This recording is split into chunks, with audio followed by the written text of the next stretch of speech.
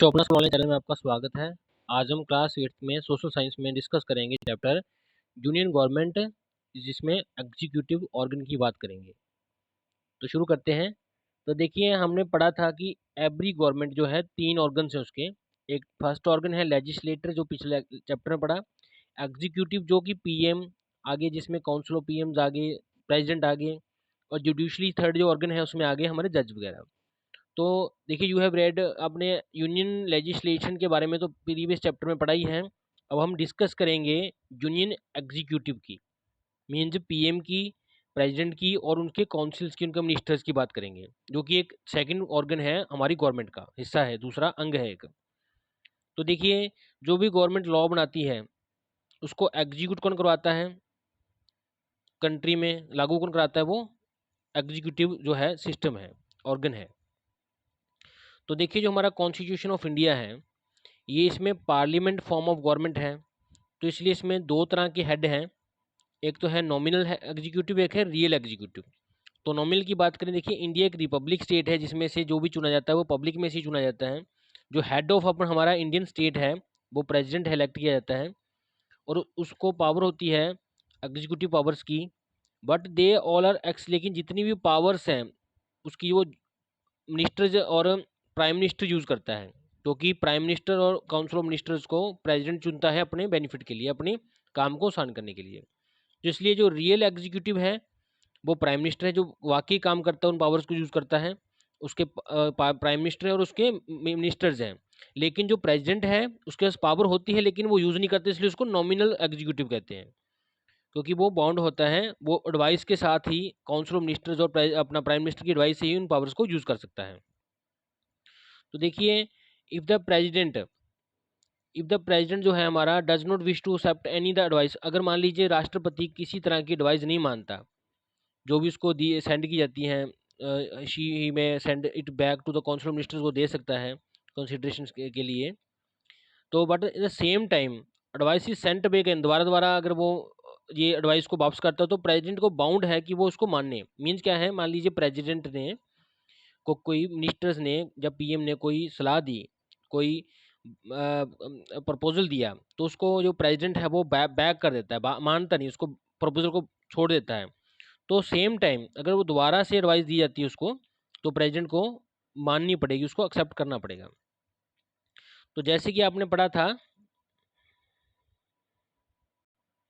Previous chapter में, जो executive है स्टेट का, वो गवर्नर होता है, चीफ मिनिस्टर होता है और काउंसिल ऑफ मिनिस्टर होता है। स्टेट हमने नेशनल लेवल पे बात करें तो गवर्नर की जगह प्रेसिडेंट है, और सीएम की जगह पीएम है, और काउंसिल ऑफ मिनिस्टर्स हैं। अगर स्टेट की बात करें तो स्टेट में गवर्नर होता है हेड, और चीफ मिनिस्टर होता है एग्जीक्यूटिव जो मेन है, प्राइम मिनिस्टर की तरह।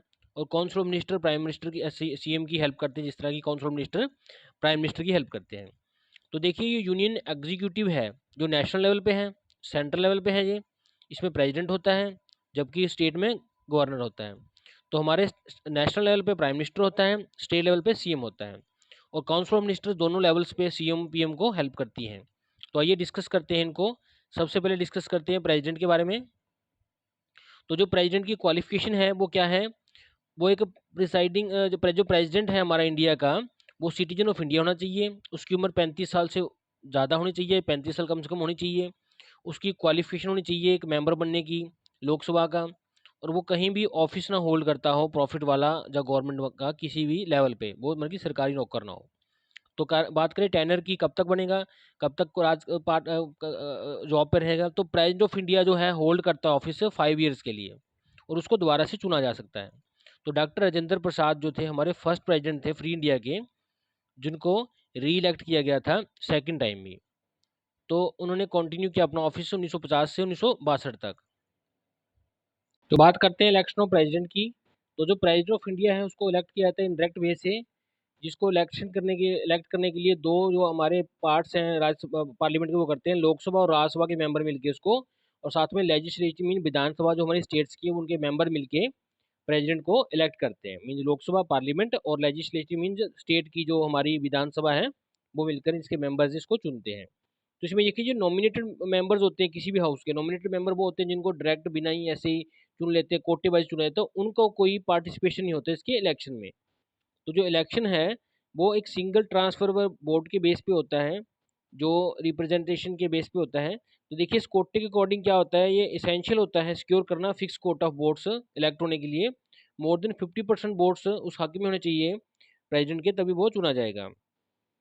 तो देखिए डू यू नो में है एक बीबी गिरी की बात। तो इलेक्शन कमीशन ऑफ इंडिया ने फिफ्थ जो प्रेसिडेंशियल इलेक्शंस किए थे अगस्त 1969 को, तो इसमें देखिए बी के गिरी जो थे वो 42,007 वोट से जीते थे इलेक्शंस में, अपने रिवल जो उनका विरोधी था नीलम संजीवा रेड्डी से, जिनकी वोट्स 405 के आसपास थी, 424 थोड़ी डिफरेंस था।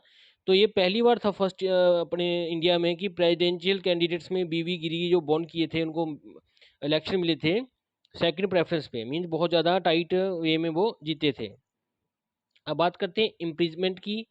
तो हटाने का प्रोसीजर क्या है, देखिए अब जो प्रोसेस है रिमूव करने की प्रेसिडेंट को, उसको इम्पीचमेंट कहते हैं, इम्पीचमेंट कहते हैं। इसमें क्या है, मान लीजिए प्रेसिडेंट जो है वायलेट करता है, कॉन्स्टिट्यूशन के खिलाफ चलता है, उससे अलग चलता है, तो उसको हम रिमूव कर सकते हैं एक रेजोल्यूशन पास करके इम्पीचमेंट का, जिसको कि दोनों हाउसेज जो हैं पार्लियामेंट के वो पास करेंगे। उसमें 2/3 मेजोरिटी होनी चाहिए दोनों मेंबर्स की, तब वो प्राइम मिनिस्टर प्रेसिडेंट को निकाल सकते हैं, जॉब से फ्री कर सकते हैं। अब देखिए सक्सेशन ऑफ प्रेसिडेंसी भी, प्रेसिडेंट के बाद काम कौन करेगा इन केस उसकी डेथ हो जाती है, या वो रेजिग्नेशन दे देता है, या इम्पीचमेंट लग जाती है, तो वाइस प्रेसिडेंट जो इंडिया का है वो उसकी रिस्पॉन्सिबिलिटीज लेगा और प्रेसिडेंट के तौर पे काम करेगा जब तक कि नया प्रेसिडेंट इलेक्ट नहीं होता। तो इलेक्शन को 6 मंथ के अंदर अंदर करवाना पड़ता है इन केस जो है अपनी जो सीट है प्रेसिडेंट की वो खाली हो। तो श्रीमती प्रतिभा देवी पाटिल जो थी वो फर्स्ट वुमेन प्रेसिडेंट थी हमारे इंडिया की। तो देखिए डिवीजनों में है वाइस प्रेसिडेंट जो है वो, अगर उसकी भी अगर मान लीजिए प्रेसिडेंट तो हमारा डेथ हो गई, जहाँ उसको निकाल दिया इम्पीचमेंट लगा के, जहाँ उसने किसी कारण से वो सीट पे नहीं है, वो जॉब में नहीं है, तो देखिए उसकी जगह पे वाइस प्रेसिडेंट काम करेगा। लेकिन मान लीजिए वाइस प्रेसिडेंट भी जगह खाली है, उसके इलेक्शन भी नहीं हुए, तो इस केस में क्या होगा, जो अपना चीफ जस्टिस ऑफ इंडिया है, मेन जज होता है जो हमारा, वो प्रेसिडेंट के तौर पे काम करेगा जब तक कि नया प्रेसिडेंट इलेक्ट नहीं होता।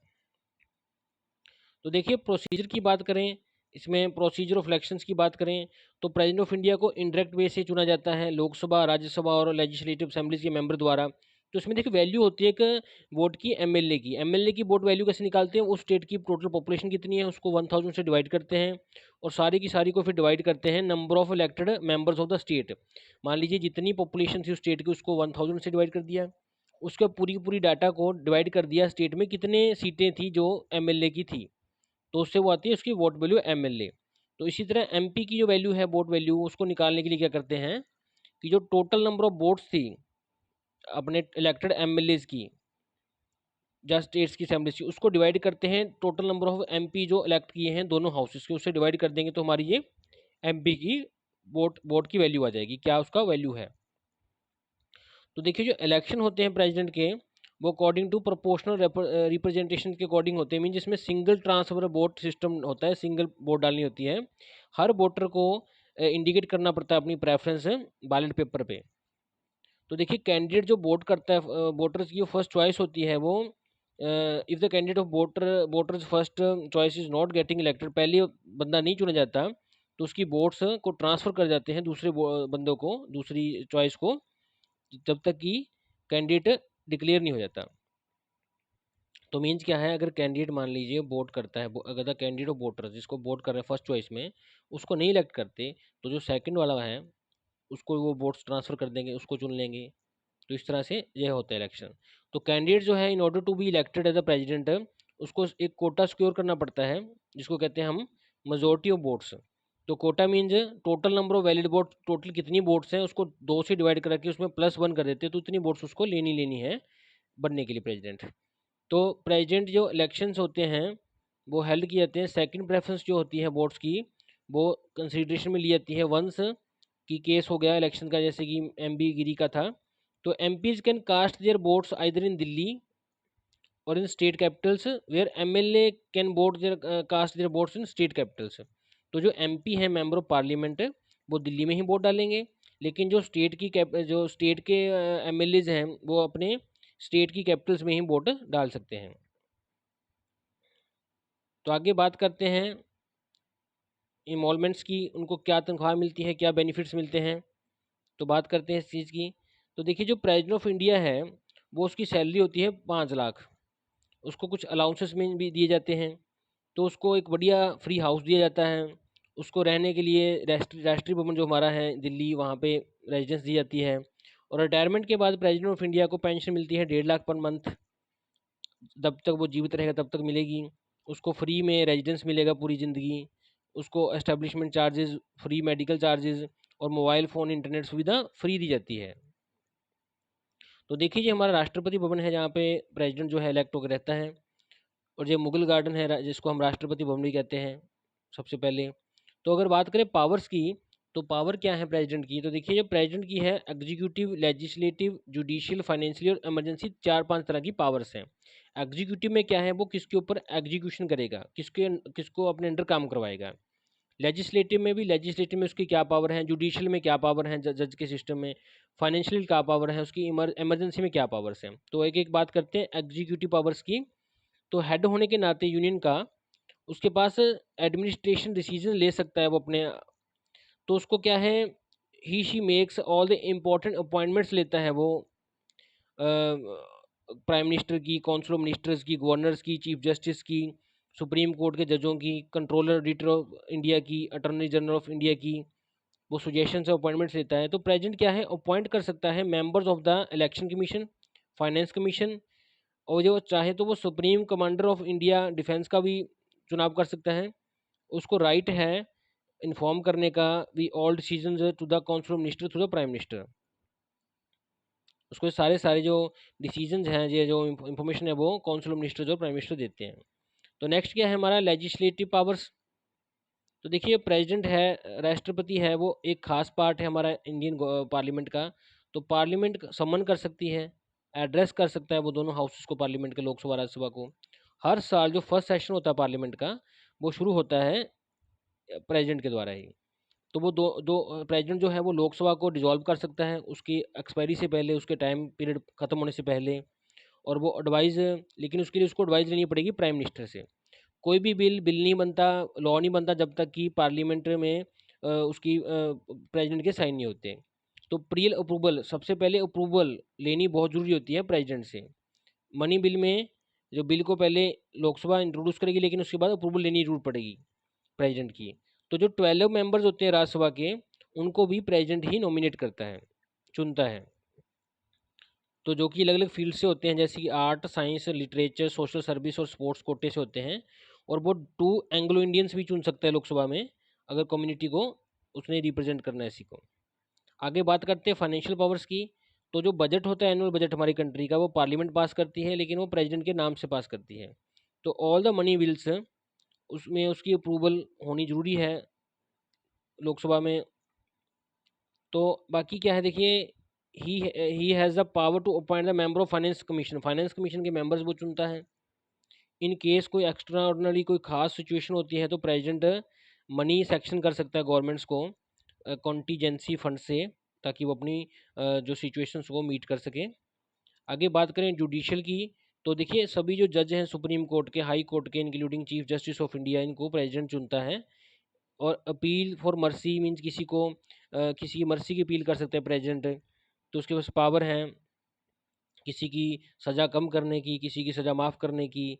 और वो किसी की डेथ जो है, फांसी की सज़ा को भी पोस्टपोन कर सकता है, या उसको चेंज कर सकता है, उम्र कैद में कन्वर्ट कर सकता है। तो बात करें इमरजेंसी पावर्स की, तो देखिए इमरजेंसी पावर्स में 3 पावर्स हैं। नेशनल इमरजेंसी, जब भी कोई सिक्योरिटी अपनी जो कंट्री की को कोई डर होता है, कोई वार के कारण या एक्सटर्नल किसी प्रॉब्लम्स के कारण, या किसी विद्रोह के कारण, तो प्रेसिडेंट या क्या है डिक्लेयर कर देते हैं इमरजेंसी। तो उसमें सारा का सारा जो रूल है प्रेसिडेंट का लग जाता है, डायरेक्ट कंट्रोल। तो सेकंड क्या है, break down of constitutional machinery. किसी स्टेट में गवर्नमेंट फेल हो जाती है काम करने में, तो उस जो गवर्नमेंट का जो रूल है, जो उसका सारा सिस्टम है, वो प्रेसिडेंट के अंडर आ जाएगा। उसको कहते हैं इम्पोजिशन ऑफ प्रेसिडेंट रूल उन स्टेट, उस स्टेट में प्रेसिडेंट का सीधा डायरेक्ट कंट्रोल हो जाएगा। थर्ड है फाइनेंशियल इमरजेंसी। मान लीजिए फाइनेंशियल पैसे की कमी हो जाती है, बहुत ज़्यादा प्रॉब्लम हो जाती है किसी स्टेट में या कंट्री में, तो प्रेसिडेंट का रूल लग जाता है, उसको कहते हैं फाइनेंशियल इमरजेंसी। तो इमरजेंसी पावर ऑफ प्रेसिडेंट की है, वो एब्सोल्यूट नहीं है, पूरी नहीं है, लेकिन वो डिक्लेयर कर सकता है स्टेट ऑफ इमरजेंसी जब उसको रिटर्न में एडवाइस दी जाती है काउंसिल ऑफ मिनिस्टर्स की। तो एब्सोल्यूट मीन्स वो अपनी तरफ से लगा सकते हैं, उसको council of ministers prime minister कहेगा तभी लगा सकता है। तो all through the position of the president जो इंडिया है वो जस्ट नॉमिनल है, उसके पावर्स बहुत है लेकिन वो यूज़ नहीं कर सकता, वो अथॉरिटी पे किसी के कहने पे यूज़ कर सकता है, तो इसके लिए उसको नॉमिनल कहते हैं। अब बात करते हैं president vice president of India की। तो वाइस प्रेसिडेंट ऑफ इंडिया जो है हमारा उपराष्ट्रपति, ये 5 साल के लिए चुना जाता है by the all member of the, इसमें भी बोथ हाउसेस के मेंबर चुनते हैं उनको सिंगल ट्रांसफरेबल वोट सिस्टम से, according to the proportional representative system से। तो जो वाइस प्रेसिडेंट होता है वो अपना एक्स ऑफिशियो होता है, चेयरमैन होता है हमारा राज्यसभा का, और वो परफॉर्म करता है सेम फंक्शन राज्यसभा में जैसे कि स्पीकर करता है लोकसभा में। तो देखिए जो प्राइम वाइस प्रेसिडेंट है वो राज्यसभा का मेंबर नहीं है, तो इसलिए वो किसी तरह की पार्टिसिपेशन नहीं कर सकता वोटिंग में। However in case of tie, अगर मान लीजिए दोनों में कोई टाई हो जाती है, सेम टू सेम वोट पड़ जाती है, दोनों तरफ यस भी नो भी इक्वल हो जाती है, तब वो उसको वोट डालने का थोड़ा सा हक है। व्हेनेवर द, जब भी ऑफिस जो प्रेसिडेंट का खाली होता है, सीट खाली होती है, तो जो वाइस प्रेसिडेंट होता है वो प्रेसिडेंट के तौर पे काम करता है जब तक कि प्रेसिडेंट को चुन नहीं लिया जाता। तो the new president must be elected, लेकिन उसमें जब वाइस प्रेसिडेंट प्रेसिडेंट के तौर पे काम करेगा, लेकिन उस कंडीशन में प्रेसिडेंट को 6 महीने के अंदर अंदर चुनना जरूरी होता है।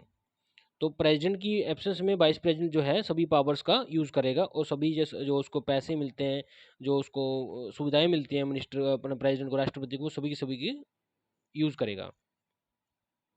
तो देखिए जो वाइस प्रेसिडेंट जो है हमारा इंडिया का, वो चांसलर भी होता है सेंट्रल की यूनिवर्सिटीज़ का, और जो गवर्नर होता है वो इसी तरह ही चांसलर होता है स्टेट यूनिवर्सिटीज़ का। तो देखिए बात करें यूनियन काउंसिल ऑफ मिनिस्टर्स की, तो देखिए अकॉर्डिंग टू कॉन्स्टिट्यूशन जो काउंसिल ऑफ मिनिस्टर्स होते हैं, जो प्राइम मिनिस्टर के साथ जुड़े होते हैं कुछ, जो कि हेल्प करते हैं, एडवाइस करते हैं अपने प्रेसिडेंट ऑफ इंडिया को फंक्शन करने के लिए। तो प्रेसिडेंट अपने कामों को सही चलाने के लिए प्राइम मिनिस्टर चुनता है प्रेसिडेंट, और उसके साथ कुछ मिनिस्टर चुनता है। तो ये जो काउंसिल ऑफ मिनिस्टर्स हैं जो ये रिस्पॉन्सिबल होते हैं लोअर हाउस में पार्लियामेंट के, उत्तरदायी होते हैं। तो लोकसभा जो है, जो काउंसिल ऑफ मिनिस्टर्स में प्राइम मिनिस्टर आ गया, और कुछ मिनिस्टर्स आ गए जो प्राइम मिनिस्टर की मर्जी से चुने होते हैं। तो देखिए जो कंपोजिशन है जो काउंसिल ऑफ मिनिस्टर्स हैं, ये अपॉइंट कौन करता है, इनको प्राइम मिनिस्टर करता है हमारा प्रेसिडेंट के साथ बैठकर। तो देखिए प्रेसिडेंट ने प्राइम मिनिस्टर को चुना, अब प्राइम मिनिस्टर अपने बेनिफिट के लिए, अपने काम को आसान करने के लिए अपनी मर्जी के बंदे चुनेगा जिसको काउंसिल ऑफ मिनिस्टर कहेंगे, लेकिन वो प्रेसिडेंट की सलाह जरूर लेगा। और जो अदर मिनिस्टर्स हैं वो ऐसे ही अपॉइंट किए जाते हैं प्रेसिडेंट द्वारा प्राइम मिनिस्टर की एडवाइस पे। तो यहाँ पे कोई फिक्स क्वालिफिकेशन नहीं होती मिनिस्टर बनने के लिए, बस इतनी शर्त है कि वो मेंबर का होना चाहिए किसी भी हाउस का, लोअर हाउस का या अपर हाउस का। इन केस वो नॉन मेंबर है किसी भी हाउस का और वो मिनिस्टर बन जाता है, काउंसिल ऑफ मिनिस्टर मोदी के साथ मिनिस्टर बन जाता है, तो उसको 6 मंथ के अंदर अंदर एक सीट सिक्योर करनी पड़ेगी, या तो लोकसभा में या राज्यसभा में। अगर वो ऐसा नहीं कर पाता तो उसको टर्मिनेट कर देंगे। तो जब भी अपॉइंटमेंट होती है प्राइम मिनिस्टर की, प्रेसिडेंट के पास कोई चॉइस नहीं होती। नॉर्मली द लीडर जो मेजोरिटी पार्टी का होता है उसी को प्राइम मिनिस्टर बनाया जाता है। मीन्स अब जो प्राइम मिनिस्टर होगा वो मेजोरिटी पार्टी, जो पार्टी ज़्यादा जीती है इलेक्शन में, उसका ही बनाया जाएगा। तो प्रेसिडेंट के पास कोई ऐसा हक नहीं है कि वो प्राइम मिनिस्टर किसी और पार्टी का ले ले, उसको वही पार्टी का लेना पड़ेगा जो मेजोरिटी में है। तो देखिए अगर दोनों पार्टी बराबर जीती हैं तो दोनों का प्राइम मिनिस्टर हो सकता है, उसको कहते हैं एलियंस सिस्टम। तो मान लीजिए जो government headed by such prime minister, जिसमें दो पार्टीज इकट्ठी मिलके अपना मतलब का प्राइम मिनिस्टर चुन लेती है, मान लो दोनों का जो बहुमत था वो सेम था, तो उसको होते हैं कोलिशन गवर्नमेंट। तो काउंसिल ऑफ मिनिस्टर जो होता है वर्क करता टीम की तरह। तो सभी मेंबर जो होते हैं इक्वली रिस्पॉन्सिबल होते हैं सभी एक्ट्स के लिए, डिसीजंस के लिए। मान लीजिए 20 बंदे हैं काउंसिल ऑफ मिनिस्टर में, एक मिनिस्टर भी गलत काम करता है तो 20 की 20 को रिजाइन देना पड़ जाएगा। तो इसलिए कलेक्टिवली वो स्विम और शिंक टुगेदर करते हैं, इनको कहते हैं कलेक्टिव रिस्पॉन्सिबिलिटी। अगर देखिए बात करते हैं cabinet and council of ministers की, तो ये सेम बॉडीज नहीं है। तो काउंसिल में क्या होता है, कैबिनेट मिनिस्टर्स होते हैं, मिनिस्टर्स होते हैं, डिप्टी मिनिस्टर्स होते हैं। वेयर कैबिनेट में क्या होता है, मिनिस्टर्स होते हैं जो दूसरी इंपॉर्टेंस के दूसरी पार्टीज़ के होते हैं। अगर देखिए फंक्शंस की बात करें, तो जो फंक्शन है काउंसिल ऑफ मिनिस्टर्स का, क्या फंक्शन है, जो कि मोदी के साथ मिनिस्टर्स लगे हैं उनका फंक्शन है, रिस्पॉन्सिबिलिटी है फॉर्मेशन करना internal and external policies country की, डिसीजन लेना नेशनल लेवल पे, इंटरनेशनल लेवल पे, और एडमिनिस्ट्रेशन चलाना, और various ministers like defence, finance, agriculture, foreign exchange affairs, health, ये काम करते हैं और ये अपने परफॉर्म करते हैं। लेजिस्लेटिव फंक्शंस भी प्रिपेयर करते हैं, अप्रूव करते हैं हमारे बजट्स को भी, और लॉ भी बनाते हैं। तो बात करते हैं फंक्शंस ऑफ प्राइम मिनिस्टर की।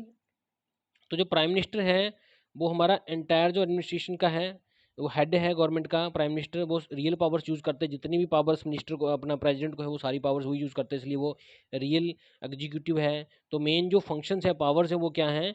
ये काउंसिल ऑफ मिनिस्टर्स को चुनता है। ये मीटिंग्स दोनों कैबिनेट की as well council of ministers की प्रेसाइड कर सकता है।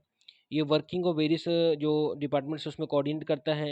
एडवाइस कर सकता है प्रेसिडेंट को कि कब लोकसभा को डिसॉल्व करना है या नहीं करना है। ये एडवाइस दे सकता है प्रेसिडेंट को इंपॉर्टेंट अपॉइंटमेंट्स के बारे में, कि चेयरमैन जो यूपीएससी का है, ऑडिटर जनरल ऑफ इंडिया का एम्बेसडर है, उनको अपॉइंट करने के लिए उनको अप्रूवल दे सकता है प्राइम मिनिस्टर। और ये एक लिंक के तौर पे काम करता है प्रेसिडेंट और कैबिनेट के बीच में, लोकसभा और राज्यसभा के बीच में। As a leader of the party, क्योंकि पार्टी का लीडर होता है प्राइम मिनिस्टर, बहुमत वाली पार्टी का लीडर होता है, तो उसका मैक्सिमम ये जो वेट जो होता है पार्टी डिसीजंस का होता है, जो अपनी पार्टी के हक में। तो her his views on the various political जो इकोनॉमिकल इश्यूज होते हैं, उनकी वैल्यू की जाती है, रिस्पेक्ट किया जाता है।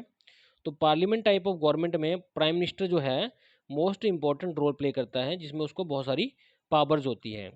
Thanks for watching this video.